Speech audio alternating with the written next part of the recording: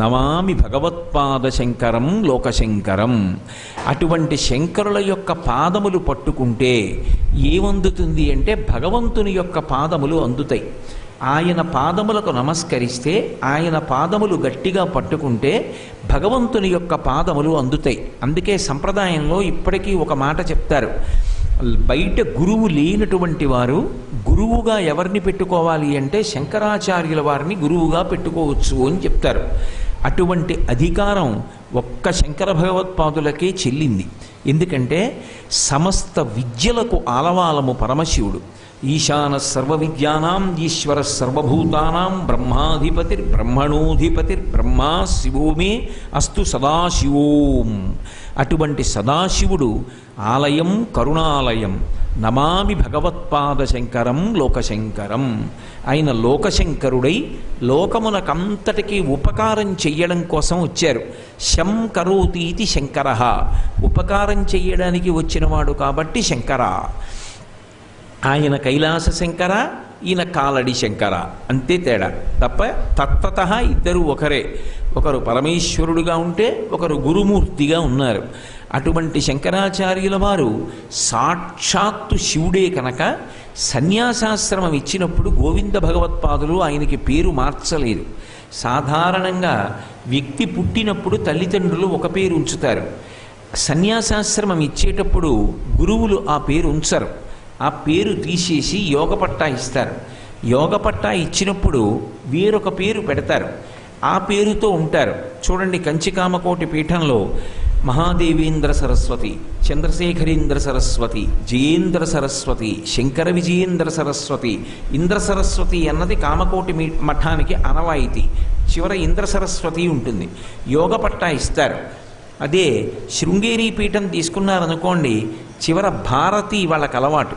అందుకే అభినవ విద్యాతీర్థ భారతి, అలాగే భారతీ తీర్థ మహాస్వామి, అలా వాళ్ళకి భారతి ఉంటుంది. యోగపట్టా ఇస్తారు. తల్లిదండ్రులు పెట్టినటువంటి పేరు తీసేసి గురువుగారు సన్యాసాశ్రమం ఇచ్చినప్పుడు యోగపట్టా ఇస్తారు. ఒక్క శంకరాచార్య వారి జీవితంలో మాత్రం ఒక ఆశ్చర్యకరమైనటువంటి సందర్భం జరిగింది. ఆయన పుట్టినప్పుడు కేరళ రాష్ట్రంలో ఒక అలవాటు ఉంది. పుట్టినటువంటి తిథిని దృష్టిలో పెట్టుకొని, అలాగే పక్షాన్ని దృష్టిలో పెట్టుకొని పేరు పెడతారు. ఆయన పుట్టింది వైశాఖ శుక్ల పంచమి. వైశాఖ మాసం రెండో మాసం, చైత్రము వైశాఖము. శుక్ల పక్షాలలో మొట్టమొదటి పక్షం శుక్లపక్షం, పంచమి 5వ తిథి. వీటిని అక్షరాల్లోకి తర్జుమా చేసేటటువంటి విద్య ఒకటి ఉంది. దాంట్లోకి మారిస్తే అదే శంకర. కేరళలో పేరు పెడితే పుట్టినటువంటి ఈ మూడిటిని ఆధారం చేసి పేరు పెడతారు.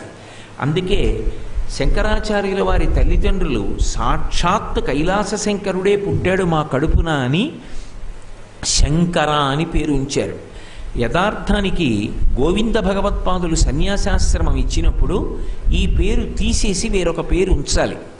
సన్యాసాశ్రమ స్వీకారం చేసినటువంటి వారందరి పేర్లు సన్యాసాశ్రమం తీసుకునేటప్పుడు మారిపోయాయి. కానీ ఒక్క శంకరాచార్యుల వారి పేరు మాత్రం గోవింద భగవత్పాదాచార్యుల వారు మార్చలేదు. ఎందుకు మార్చలేదు అంటే కైలాస శంకరుడే వచ్చాడు కనుక ఆయన పేరు మార్చకూడదని మళ్ళీ యోగపట్టాలో కూడా శంకర అని ఉంచారు. అందుకే సన్యాసులలో తల్లిదండ్రులు పెట్టిన పేరు, గురువుగారిచ్చిన పేరు కూడా ఒకటే అయినటువంటి మహాపురుషులు శంకర భగవత్పాదులు ఒక్కరే కనపడతారు. అంతటి విశిష్టమైనటువంటి వ్యక్తి. అందుకే నమః శంకర భానవే అంటారు. సూర్యుడు వస్తే చీకటి ఎలా తొలగిపోతుందో శంకరాచార్యుల వారి పాదములు పట్టుకున్న, ఆయనకి నమస్కరించిన, ఆయన మూర్తి వంక చూసిన, ఆయన చెప్పినవి చెప్పుకున్నా, ఆయన చెప్పినవి చదువుకున్నా అజ్ఞానము తొలగి జ్ఞానము కలుగుతుంది.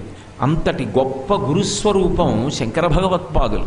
అటువంటి శంకర భగవత్పాదులకి పార్వతీ పరమేశ్వర దర్శనమైనటువంటి క్షేత్రము శ్రీశైల క్షేత్రము. ఇక్కడ వారు ఎంతో కాలం తపస్సు చేశారు.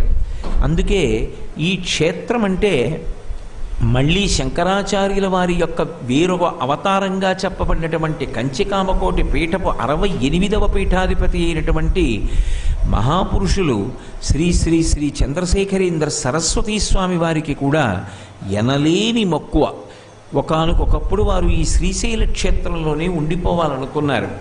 అంత గొప్ప క్షేత్రం శ్రీశైలం. అసలు శ్రీశైలంలో నివాసం ఉండడం, శ్రీశైలం రావడం, శ్రీశైలంలో మల్లికార్జునుణ్ణి భ్రమరాంబని దర్శించడం, వాళ్ళ మ్రోల కూర్చుని శంకర భగవత్పాదులు చెప్పినటువంటి స్తోత్రాన్ని చదువుకోవడం, వినడం గొప్ప విశేషాలుగా చెప్తారు.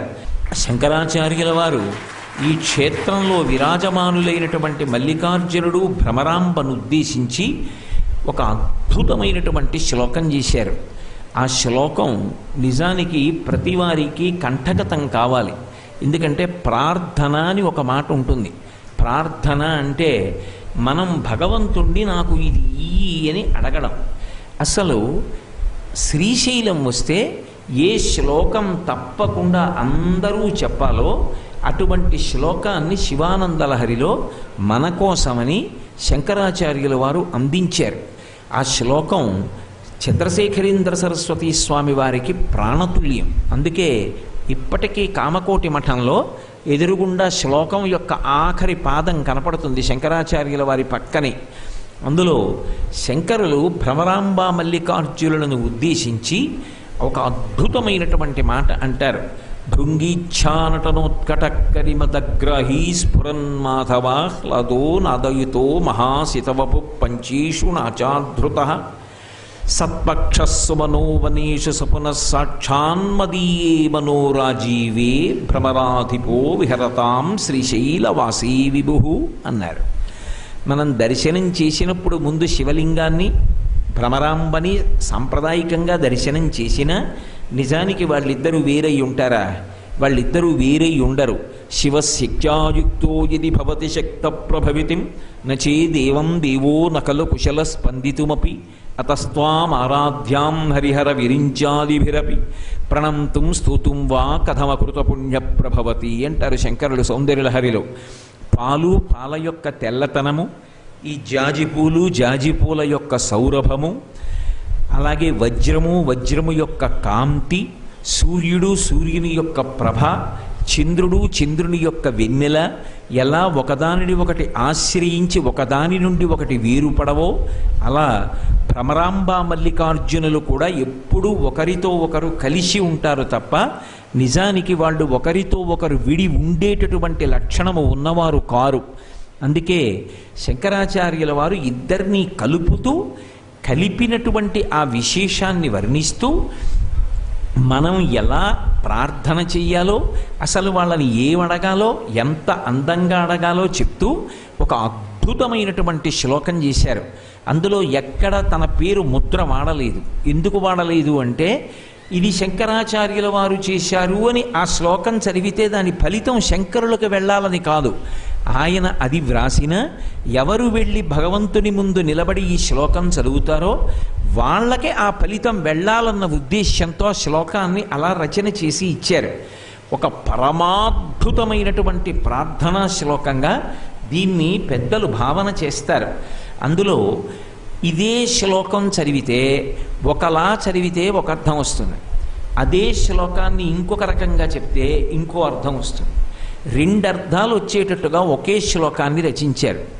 భృంగీచ్ఛానటనోత్కటక్కరిమదగ్రహీ స్ఫురన్ మాధవాహ్లాదో నాదయుతో మహాసితవపు పంచేషు నాచాధృత సత్పక్షస్సు మనోవనేషు సపనః సాక్షాన్ మదీయే మనోరాజీవే భ్రమరాధిపో విహరతాం శ్రీశైలవాసీ విభు. ఈ శ్లోకాన్ని బాహ్యంలో చూస్తే తుమ్మెద గురించి వ్రాసినట్టుగా ఉంటుంది.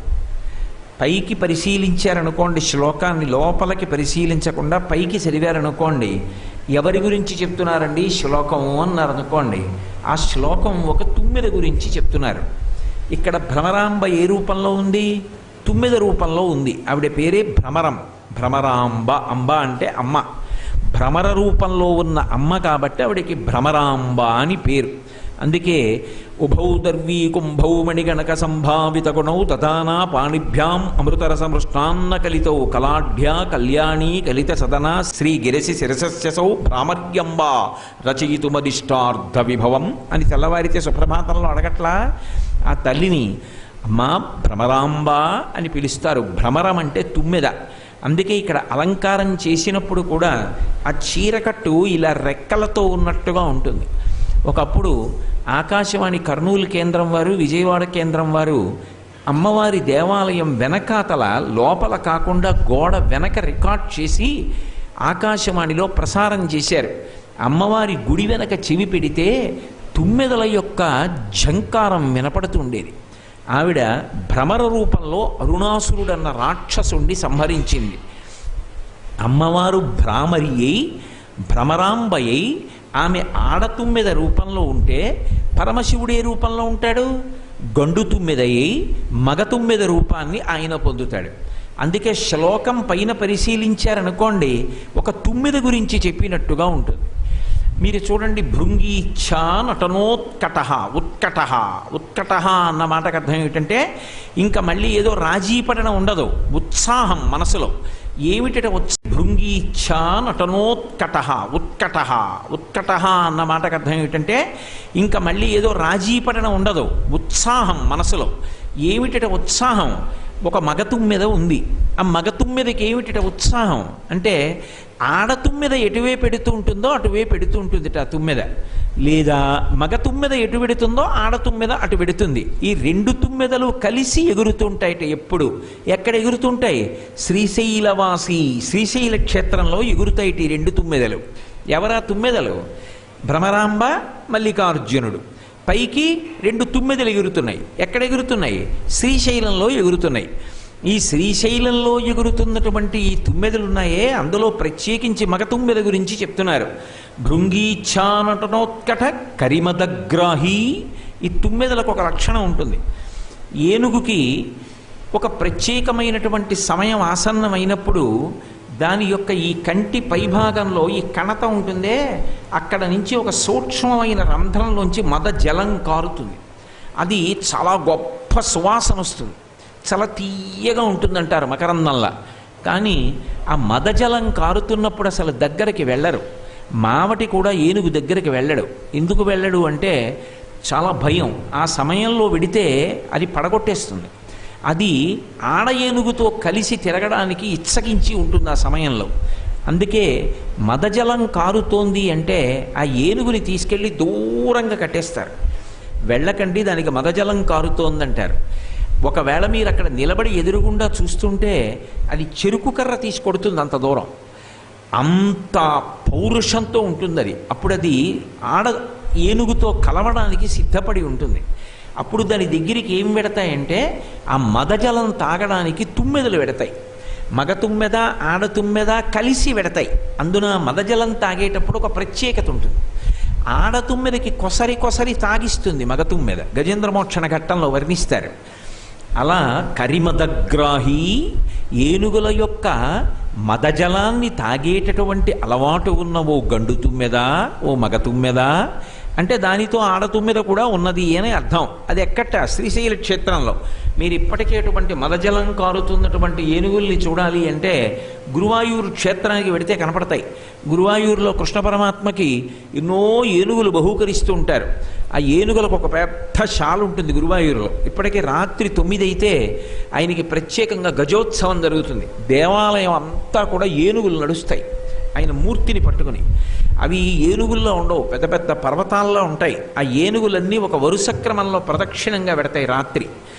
ఆ గజములన్నింటినీ తీసుకెళ్లి శాలలో కడతారు. అక్కడ ఉంటాయి మదజలం కారుతున్నటువంటి ఏనుగులు, భద్రగజాలు అవి తిరుగుతాయి ఇప్పటికీ. ఆ ఏనుగుల యొక్క మదజలాన్ని తాగేటటువంటి అలవాటు ఉన్నటువంటి ఓ తుమ్మెద భృంగీచ్ఛానటనోత్కట కరిమదగ్రాహి స్ఫురన్ మాధవాహ్లాదో. మాధవమాసమునందు ఆహ్లాదములు పొందుతుంది తుమ్మెద. ఎందుకని? చైత్రమాసమనకు మధుమాసమని పేరు, వైశాఖ మాసమనకు మాధవ మాసమని పేరు. చైత్ర వైశాఖ మాసములు రెండిటికీ కలిపి వసంత ఋతువు. వసంత ఋతువునందు చెట్లన్నీ కూడా చిగురుస్తాయి, మంచి మంచి పువ్వులు పూస్తాయి. అటువంటి సమయంలో శ్రీశైల క్షేత్రానికి వచ్చారనుకోండి, ఎంత అందంగా ఉంటుందో ప్రకృతి. చైత్ర శ్రీమాన్ యమ్మాస పుణ్య పుష్పితకానన యవ్వరాజ్యాయ రామస్య సర్వం మే ఉపకల్ప్యతాం అంటారు వాల్మీకి మహర్షి. ఆ వసంత ఋతువులో చెట్లు చిగర్చి పువ్వులు విరగపూసి తుమ్మెదలు విస్తృతంగా తిరుగుతుంటాయి. ఎందుకంటే ఆ పువ్వుల మీద వాలి తేనె తాగుతూ ఉంటాయి. కాబట్టి దానికి వైశాఖ మాసం అంటే చాలా ప్రీతి.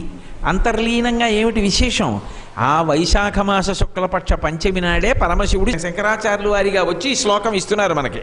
కాబట్టి మాధవ మాసము అంటే వైశాఖ మాసమునందు చాలా ప్రీతి కలిగినటువంటి వాడా శివుడికి అన్వయం. వైశాఖ మాసంలో అరణ్యములన్నీ పుష్పించి ఉంటాయి కాబట్టి, వైశాఖ మాసం వసంత ఋతువులోకి వస్తుంది కాబట్టి, వైశాఖ మాసం అంటే చాలా ప్రీతి కలిగినటువంటి ఓ తుమ్మెద పైకి అర్థం. కాబట్టి భృంగీచ్ఛానోత్కథ కరిమదగ్రాహీ స్ఫురన్ మాతవాహ్లాదో నాదయుతో. తుమ్మెదకి నాదం ఉంటుంది. మీరు చూడండి, తుమ్మెద ఎగురుతోందనుకోండి, ఝంకారం చేస్తుంది. ఆ ఝంకారం మనకి భయం వేస్తుంది. జుమ్ అని శబ్దం చేస్తూ ఎగురుతుంది. అలా శబ్దం చేస్తూ ఎగిరేటి అలవాటు ఉన్నటువంటి ఓ గండు తుమ్మెద అంటే భ్రమరాంబ ఆడతుమ్మెదైతే ఆయన మగ తుమ్మెద. కాబట్టి ఓ తుమ్మెద నువ్వు ఝంకారం చేస్తావు. కాబట్టి భృంగీచ్ఛానటనోత్కట కరిమదగ్రాహి స్ఫురన్ మాధవాహ్లాదో నాదయుతో మహాసితవపు. సిత అంటే తెల్లని, వపుహు అంటే శరీరం. మహాసితవపుహు చాలా తెల్లటి శరీరం ఉన్నవాడా ఒక అర్థం. మహాసితవపుహు అన్నప్పుడు అసితవపుహు అంటే తెలుపు లేకుండా పూర్తిగా నల్లగా ఉన్నటువంటి వాడా అని ఒక అర్థం. ఎందుకని? భ్రమరాంబ నల్లగా ఉంటుంది అని, పార్వతీదేవి నలుపు. నలుపు కాబట్టి నల్లని తుమ్మెద పక్కన నల్లది మగ తుమ్మెదగా ఎగురుతున్నాడు. కాబట్టి అసితవపుహు నల్లని తుమ్మెద రూపంలో ఎగురుతున్నటువంటి ఓ తుమ్మెద. మీకు సాధారణంగా తుమ్మెదలు ఎక్కడా కూడా తెల్లవి కనపడవు, నల్లటి తుమ్మెదలే ఎగురుతూ ఉంటాయి. అందుకే మహాసితవపుహు పంచేషు నాచాధృత అంటే మన్మధుడి చేత ఆదరింపబడినటువంటి దానా ఓ తుమ్మెద అని పిలుస్తున్నారు. మన్మధుడి చేత తుమ్మెద ఎక్కడ ఆదరింపబడింది? ఎక్కడైనా ఉందా అలాగని? మన్మధుడు తుమ్మెదలను ఆదరించాడని ఎక్కడైనా ఉందా అంటే ఉంది.